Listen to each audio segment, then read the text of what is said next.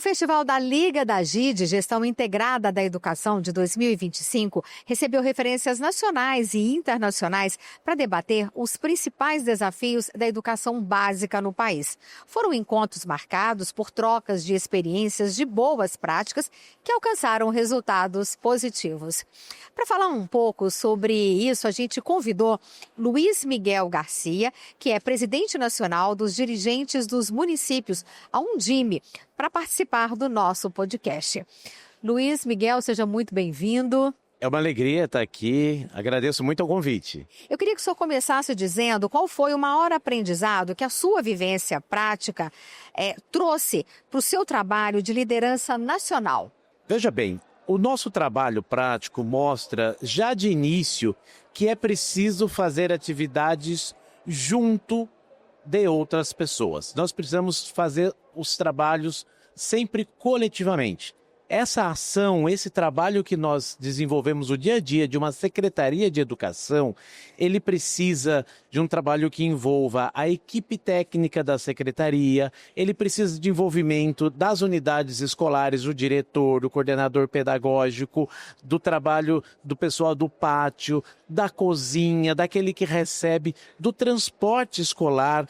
Todos têm a mesma importância nesse processo. Logo, nós sabemos que para que o trabalho possa ser bem feito, é preciso sempre do outro. O outro, ele é tão importante, tão relevante como o trabalho que eu também desenvolvo. A partir disso, nós podemos perceber que não dá para fazer sozinho. Nós precisamos buscar parceiros, desenvolver ações com outros agentes, que podem ser outros municípios, podem ser parceiros da iniciativa privada, do terceiro setor, como por exemplo a FDG, que se dispõe, que tem toda uma equipe, e nós estamos vendo aqui várias iniciativas dessa natureza, pessoas trocando vivências, experiências, e ao mesmo tempo a instituição que organiza e que possibilita tudo isso, a FDG, aprimorando os seus métodos de trabalho e podendo fazer isso chegar a mais gente.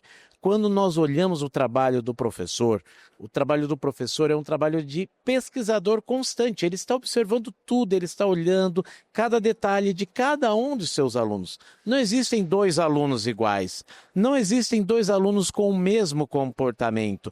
Eu preciso olhar cada um deles. E eu conversava com o professor José Godoy, idealizador de todo esse trabalho, né, da LDG e de tantas outras coisas. Foi um revolucionário pesquisador na Universidade Brasileira, e eu pude ver ali o brilho dele com toda essa vivência, essa carreira, falando de novos projetos, de novos sonhos, e o olhar de quem está pesquisando, quem quer ver, quem quer conhecer. Isso significa ter muita humildade de entender que todo mundo pode contribuir. Então, eu entendo o trabalho do gestor como um trabalho de humildade, de entender que você precisa do outro como o outro precisa de você, e que todo o nosso trabalho tem que ter um foco, que é na aprendizagem dos alunos.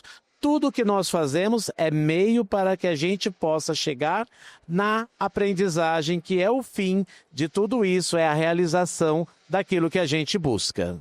Quando a gente reúne num espaço como esse, professores, gestores, educadores de várias áreas, de vários estados, com experiências para serem trocadas, quando bons exemplos são apresentados, como que isso ajuda nesse processo? Isso ajuda a observar. Primeiro, nós temos a certeza de que os problemas não são só nossos. Os problemas são meus, são seus, eles existem.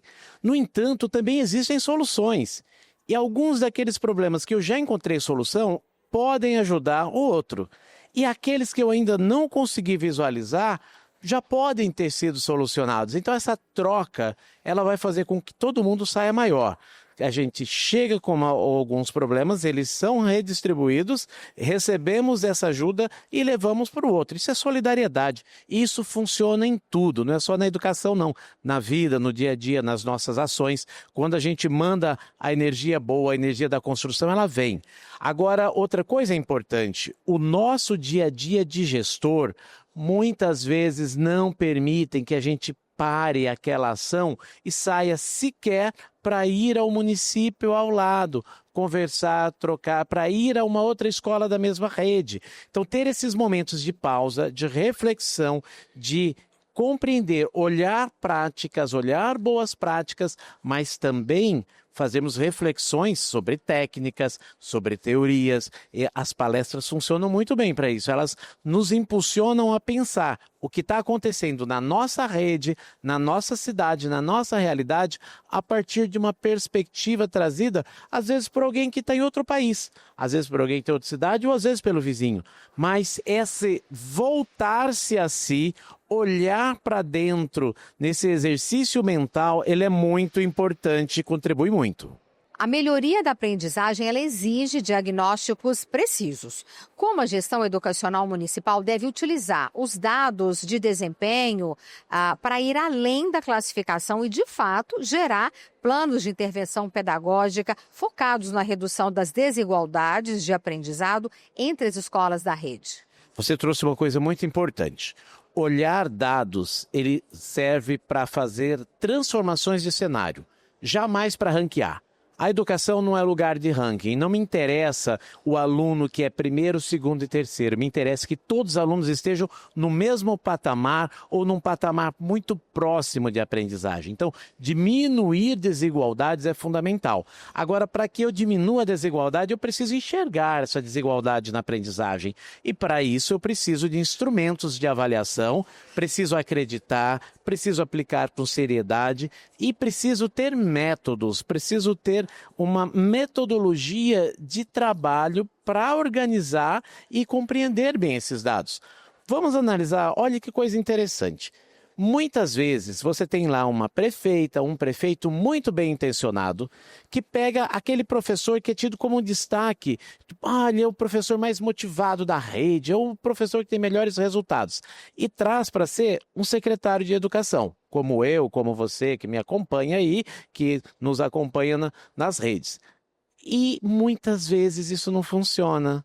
Você corre o risco de perder um grande professor em sala de aula, e não ter um grande secretário ou secretária, gerar uma frustração e quando ele voltar para a sala de aula ele já não vai ter mais o mesmo brilho nos olhos. Qual foi o problema? Ele não se esforçou? Não, se esforçou, se esforça, mas não tem técnica para isso. Ele precisaria ter? Ele era obrigado? Não, no que ele estava não era, mas a partir do momento em que nós nos tornamos gestores, nós precisamos conhecer orçamento, nós precisamos conhecer não só o orçamento da educação, mas de todo o município, nós precisamos entender que a ação de ser gestor educacional é uma ação política, eu preciso também fazer essa relação interna dentro da prefeitura, com uma Câmara Municipal, com as associações de moradores, de pais. Então, tudo isso é novo para muita gente. E aí vem de novo a importância de nós termos metodologias, de nós termos um apoio. Hoje nós temos aí instrumentos muito potentes para isso que podem nos apoiar, também com plataforma, com ação. Acho que, de novo, eu volto a dizer, a FDG traz uma série de soluções nesse sentido e apoia, né? E é uma fundação sem fins lucrativos que tem aí todo um trabalho de desenvolvimento e de levar até cada um dos municípios que atende, das escolas que atende, essa tecnologia. Eu acho isso muito importante e foi isso que me motivou, inclusive, a estar aqui, poder dialogar, poder conhecer mais esse trabalho e também sair daqui maior, né? Aliás, é para isso, nós vamos para um evento sempre para sair maior do que a gente chegou. A excelência da educação básica depende da qualidade do corpo docente e dos gestores escolares. Quais políticas de gestão de pessoas o senhor considera mais eficazes para garantir que os educadores se sintam valorizados e, consequentemente, impulsionem os resultados de aprendizagem? É muito importante que a gente considere dois elementos aí. Primeiro, a carreira docente. Acho que isso é muito importante. Os municípios precisam fazer todo o esforço para ter um plano de carreira que permita que esse profissional se enxergue daqui a 5, 10, 15, 20 anos até a sua aposentadoria. Como ele pode progredir, como que os seus avanços serão reconhecidos e ele possa, então, com isso, potencializar, acelerar, melhorar a sua formação. Outra coisa, e muito importante, fundamental no mesmo nível, são os programas de formação continuada. A educação, diferente de algumas profissões que são mais técnicas, operacionais, a educação lida com o que há de mais dinâmico nesse universo, que são pessoas, são crianças. Basta olhar o seu sobrinho, o seu filho, o seu neto, as pessoas que a gente conhece no dia a dia, eles estão transformando, as crianças estão vindo cada vez mais ativas, com um conhecimento acumulado muito grande. E nós precisamos também acompanhar esse processo de desenvolvimento. Hoje o professor não é mais aquela pessoa que trazia informação. Eu lembro, eu ficava admirado dos meus professores que traziam, que sabiam tanta coisa. Hoje todo o conhecimento está disponível. O professor tem um outro papel, muito mais nobre ainda, que é de ser um grande motivador, um orientador, uma pessoa que vai conduzir a criança, o jovem, o adulto, enfim, quem bate a porta da escola, né, vai conduzir a um novo caminho, que vai trazer, vai fazer com que as habilidades dele, as competências possam ser desenvolvidas olhando para esse grande conhecimento que a gente tem e que está disponível. Só que da mesma forma que a gente tem bons conhecimentos, boas informações, nós temos informações e conhecimentos que não estão aí para o bem e precisam de alguém como o professor para orientar, nortear e dizer por onde vai. Acho que essa questão é fundamental e é dessa forma que a gente terá sempre professores altamente qualificados, motivados e alunos descobrindo e redescobrindo o mundo a todo instante. Muito obrigada pela sua participação aqui no nosso podcast. Eu é que agradeço, foi muito bom falar com você, você instigou coisas assim que eu saio daqui pensando em mais coisas, né? E desejo que todos façam o mesmo, que peguem essa nossa conversa, todas as outras compartilhadas, que vão até as redes sociais da FDG e busquem inspirações e tenham a certeza que em cada um dos municípios desse Brasil nós temos coisas maravilhosas acontecendo e tenho muito orgulho disso. Nós conversamos com Luiz Miguel Garcia, que é presidente nacional dos dirigentes dos municípios, a Undime. E se você quiser saber outras informações sobre a Fundação da GIDE, é só acessar nosso site fdg.org.br.